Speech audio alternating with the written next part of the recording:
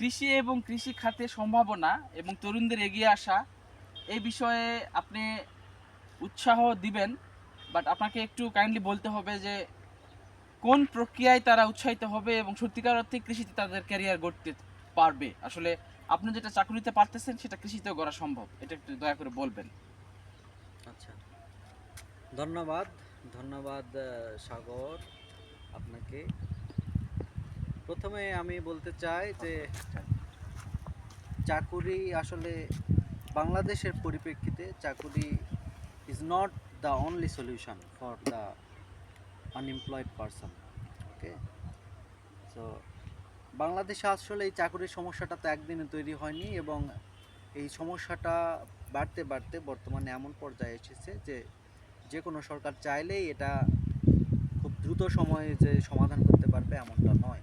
তো সেক্ষেত্রে আমাদের বিকল্প সমাধান হিসেবে যুব সমাজকে বিকল্প এবং উন্নত চিন্তাধারার এখানে পরিচয় দিতে হবে। এবং আমি মনে করি যে আসলে চাকরি এটা তো একটা স্থায়ী সমাধানও নয়।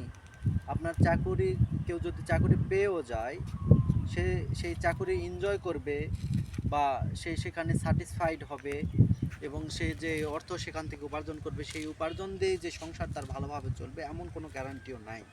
সো আমাদের এইটা ভেবে নেওয়ার বা সিকিউর ফিল করার কোনো কারণ নাই যে একটা চাকরি পাইলাম মানে আমার ফুল লাইফ সিকিউর। তো সেই ক্ষেত্রে আমি মনে করি যে প্ল্যান বি নয়, আসলে কৃষি হতে পারে আমাদের প্ল্যান এ। হ্যাঁ, কৃষিটাই আমাদের এটা একটা ভালো কথা। প্ল্যান এ হতে পারে, কারণ এখন আসলে প্রযুক্তির যুগ। প্রযুক্তির যুগে এমন কিছু নাই যে আপনি জানতে পারবেন না, দেখতে পারবেন না, শিখতে পারবেন না। সেই ক্ষেত্রে আমাদের যুব সমাজ যেটা করতে পারে যে আমাদের এখন ওপেন এগ্রিকালচারাল সিস্টেম, আপনার যে জমি থাকলেই আপনি কৃষি কাজ করতে পারবেন, কৃষি নিয়ে ভাবতে পারবেন এমনটা নয়। যাদের জমি নেই তাদের জন্য কিন্তু একটা বিপুল সম্ভাবনা আছে কৃষিতে ক্যারিয়ার করার। কারণ এখন মাইক্রো টেকনোলজি এবং ন্যানো টেকনোলজি পাশাপাশি অর্গানিক ফার্মিংয়ের জন্য, এই সুবিধাগুলোর জন্য আপনি বেশি না, আপনি যদি 2 মাস রিসার্চ করেন কোনো একটা বিষয় নিয়ে কৃষির, যে আমি এই এই এই জিনিসটা আমি আবাদ করতে চাই এবং এখান থেকে লাভবান হতে চাই, সেই ক্ষেত্রে আপনি আমাদের বিভিন্ন কৃষি কর্মকর্তারা আছে অফিসে, উপজেলা আমাদের কৃষি কর্মকর্তারা আছে, তাদের পরামর্শ নিতে পারেন। পাশাপাশি ইউটিউবে বিভিন্ন ধরনের কৃষিভিত্তিক শুধু সুন্দর সুন্দর চ্যানেল আছে, সেই চ্যানেলগুলোতে আপনারা ফলো করে বিভিন্ন ধরনের পরামর্শ নিতে পারেন। এবং পুরো প্রসেসটা, একটা ফসল আপনি ফলাবেন সেটার বীজ বপন থেকে শুরু করে ফসল ঘরে তোলা পর্যন্ত পুরো প্রসেসটাই কিন্তু আপনারা সুন্দরভাবে মনিটর করতে পারেন। এবং সেই ক্ষেত্রে আপনি আপনার ছাদেও কিন্তু একটা সুন্দর বাগান করতে পারেন, সেখান থেকেও মাসে মাসে লাখ লাখ টাকা ইনকাম করা সম্ভব। এবং আমি মনে করি একটা ছেলে যখন এই ধরনের কাজে যুক্ত হবে, তখন সে শুধু নিজেকে স্বাবলম্বী করবে না, তার পাশাপাশি আরও যেসব তার আশেপাশে যেই যুবক ছেলেপেলেরা থাকবে, তারা যখন দেখবে যে একটা ছেলে আসলে স্বাবলম্বী হচ্ছে, তারা নিজেরা অনুপ্রাণিত হবে এবং এই সম্ভাবনাটা আরও বিপুল হারে বেড়ে যাবে। এবং সবাই দেখা যাবে যে আলটিমেটলি আসলে বেকার থাকবে না, বেকারত্বটা অনেকটাই কমে যাবে। ধন্যবাদ। আমরা একজন চাকুরিজীবীর মুখে শুনলাম যে চাকুরি আসলে হতাশা কমানোর বা হতাশা থেকে বের হওয়ার মূল সমাধান নয়। চাকুরিটিতে যে পারফরমেন্স এংজাইটি, সবসময় নিজেকে পারফর্ম করতে হয়, আপনাকে একটা জাজমেন্টের মধ্যে থাকতে হবে। কৃষিতে এটা হবে না। কৃষিতে আপনার রিস্ক থাকবে, বাট আপনি যদি সঠিক পরিকল্পনা এবং প্রযুক্তির ব্যবহার করতে পারেন, আপনার কনফার্ম নিশ্চয়তা থাকবে যে আপনি আপনার লক্ষ্যে পৌঁছাতে পারবেন। তো আমরা আরেকজন আমাদের ভাইয়ের কাছে আসতে চাই। ও বাংলাদেশে আরেক সম্ভাবনাময় খাতে আসছে টেক্সটাইল। এটাও বাংলাদেশের জন্য একটা লাইফ স্পন্দন, জীবনের মানে বাংলাদেশের অর্থনীতি একটা প্রাণ, সেখানে কাজ করে, তার জন্য তাকে ধন্যবাদ।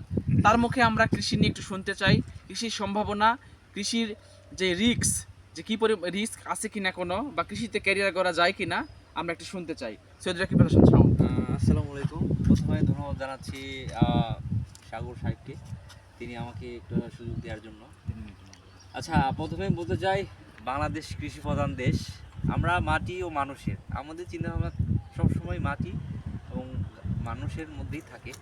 তো কৃষি প্রধান দেশ হিসেবে আমরা এটুকু বলতে চাই, আমাদের অপার সম্ভাবনা কৃষি প্রধান দেশ। আমরা চাইলেই এটাকে প্রযুক্তির সাথে মিলেমিশে একটা সম্ভাবনাময় দিক তুলে ধরতে পারি। কিন্তু আমরা এখনকার যে পরিস্থিতি, আমাদের এখনকার যুব সমাজের ধৈর্য শক্তিটা খুবই কম। আমরা মনে করি একটা কাজ করতে গেলে হুট করে মনে হয় কোনো কিছু বড় কিছু করতে পারবো, কিন্তু আসলে তা না। এটাকে ধৈর্য ধরতে হয়, সেই ধৈর্য ফল আসলে অনেক বড় কিছু পাওয়া যায়। সেই রকম কৃষিকাজটাও এরকম, এটা ধৈর্য ধরে যদি প্রযুক্তির সাথে মিলেমিশে কাজ করা যায়, অপার সম্ভাবনা একটা সুযোগ আসবে আমাদের। কিন্তু আমরা সেটা না করে চাকরির পিছনে দৌড়াই। তো চাকরি আসলে এটা সিকিউর লাইফ, কিন্তু এটাতে এতটা সিকিউর না যে এটা মানুষের ওই মনের সাথে একটা আত্মার মিলের কাজটা আসলে হয় না। দিন শেষে মনে হয় যে দেশ, মানুষ, মাটির জন্য আমি কিছুই কাজ করলাম। তো আমি মনে করি এখনকার সময়ে আমরা যদি এই কৃষকদের সাথে প্রযুক্তির মিল সেতুবন্ধন করে একটা নতুন কাজ করতে পারি, অপার একটা সম্ভাবনাময় একটা কাজ করতে পারবো। ধন্যবাদ সৈয়দ রকিবুল হাসান শাওন। তো কৃষি এবং কৃষি সম্ভাবনা, কৃষি খাতের উত্তরোত্তর উন্নতি সম্পর্কে আমরা বললাম কিছু কথা। আমরা এটা হৃদয় থেকে বলেছি, মাটি ও মানুষের টানে বলেছি। বাংলা ও বাঙালির চিরকালের ঐতিহ্য কৃষি। কৃষিতে যে বাংলা গড়ে উঠল, কৃষি আন্দোলন, কৃষি সংস্কার এবং কৃষিতে প্রযুক্তির ব্যবহার, এসব নিয়ে সরকার এবং এর অন্তর্গত সকল এজেন্সি, সকল প্রতিষ্ঠান, জাতীয় এবং আন্তর্জাতিক সকল যারা এই বিষয়ে গবেষণা করেন, তাদেরকে আমরা বলবো আপনাদের সঙ্গে আমরা আছি। আমরা যারা শিক্ষিত তরুণ সমাজ, তারা কৃষিতে আসতে চাই। আপনারা আপনাদের সুন্দর পরিকল্পনা, সুন্দর ডিজাইন, সুন্দর যেই কর্ম পরিকল্পনার মাধ্যমে আমরা কৃষিভিত্তিক যে সমাজ ব্যবস্থা, শিক্ষিত তরুণরা আমাদের ক্যারিয়ার এবং আমাদের সন্তুষ্টি খুঁজে পেতে পারি, এই বিষয়ে আপনাদের অবদান রাখার জন্য আহ্বান করছি। এবং বেশি বেশি ইনভেস্ট আনার জন্য, এবং বিদেশি এবং দেশি সংস্থাগুলো যারা আসলে কৃষিখাতে ইনভেস্ট করতে চায় কিন্তু রিস্ক মনে করতেছেন, তাদেরকে বলবো আমরা উন্নত মানব সম্পদ আপনাদের অপেক্ষায়। আপনারা শুধু আমাদেরকে ভরসা দিন, আপনারা আমাদের পাশে থাকুন, আমরা আপনাদেরকে সর্বোচ্চটা দিব। সবাইকে ধন্যবাদ। আসসালামু আলাইকুম।